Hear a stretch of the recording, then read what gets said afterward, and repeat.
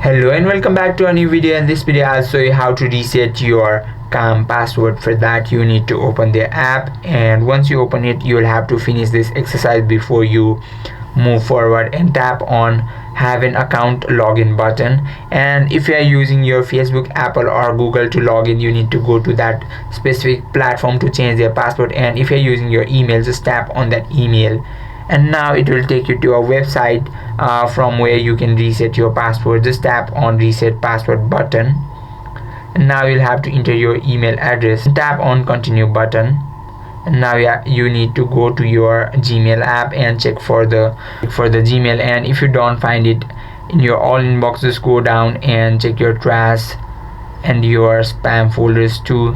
And once you find it, they will send you, and once you find it, it will be of instruction on how to reset your password. Just follow the instruction, and that is how you can reset your calm password. I hope this video helped you out. If you have any questions or queries, just let us know in the comment section. Thank you for watching.